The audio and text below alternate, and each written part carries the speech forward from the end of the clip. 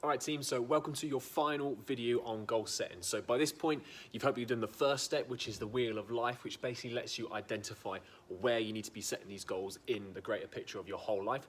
And then the second video where we talk through SMART goals and PPP goals and how you make that goal actually something that is exciting and something that you really want to work to and something that you can guarantee to yourself that you're going to be excited enough to work towards in the long run. Now, this third video, we're just going to delve into what's realistic, because when we do a SMART goal, you've got your specific, measurable, achievable, relevant, and time-based.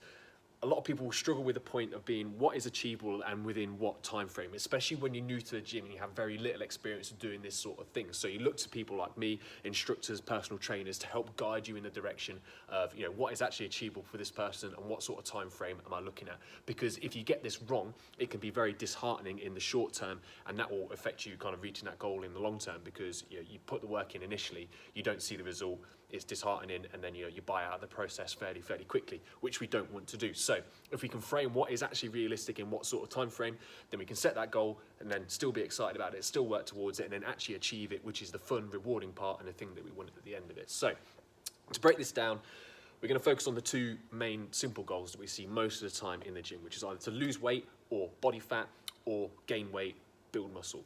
Two main things that we're looking for. You've got fitness goals and that in there as well, but just going to focus on these two because they're much easier to talk around. So in terms of what's realistic within these two goals, when we do this through our nutrition challenges, when we're looking at weight loss or fat loss in particular, we're looking at losing about 0.5 kilo to 1 kilo per week and losing 0.5 centimetre to 1 centimetre per week off your waist, measured around belly button height, just to be a good indicator that the progress is going in the right direction and the change is happening both in terms of your mass, because if you lose weight, you will probably lose some mass as well. If you lose fat, you will lose some mass, and also your shape is changing. And these are measures that everybody can do. They're not the perfect measures, but the things that everybody can do at home en masse and reporting very easily on a weekly basis.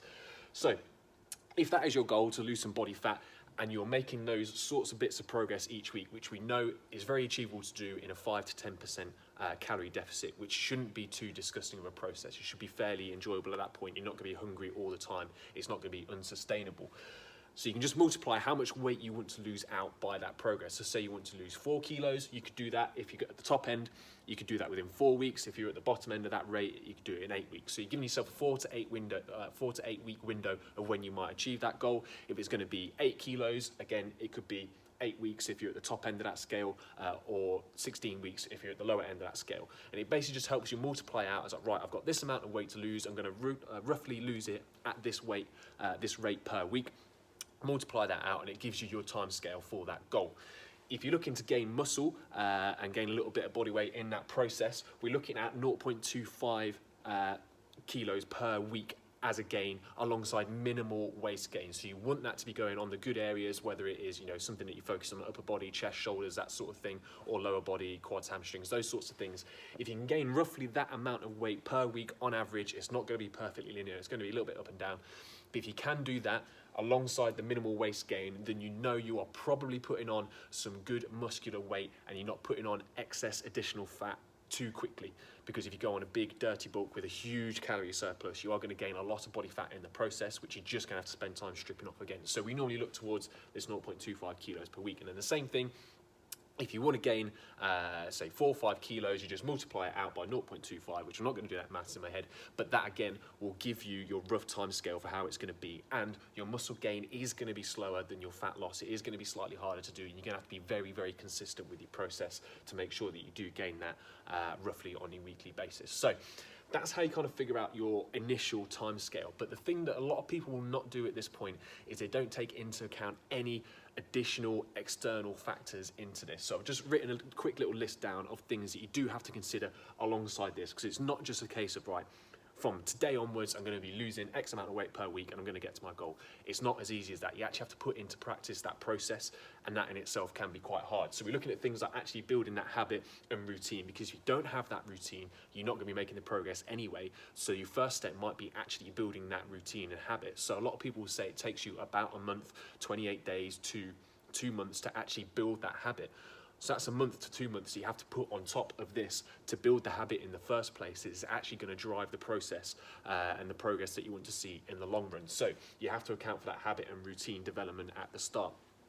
we normally put in at least a 2-week window of grace at the start just to figure out where we need our calories to be as well, and make sure that the recommendations that we're putting out are actually accurate to that individual based off a calorie estimation, which is broadly derived on a spreadsheet essentially.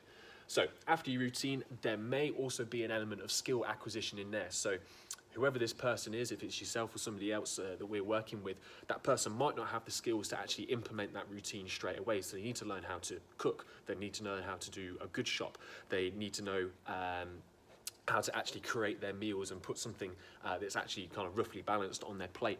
There's a lot of things that they need to learn and put the skills together to actually achieve this thing in the long run, and also that learning in terms of like what foods contain what nutrients. So if you're looking to get a higher protein level, you know, what foods contain that protein.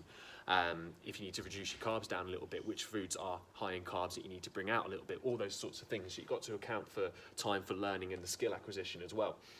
And then external events. So say you do put out your time scale as like, right, I'm going to lose this amount of weight, multiplied it by that rate that I'm going to lose it at. It's giving me this time scale, so within 8 weeks I'm going to be there, but weeks 6 and 7 you're on holiday.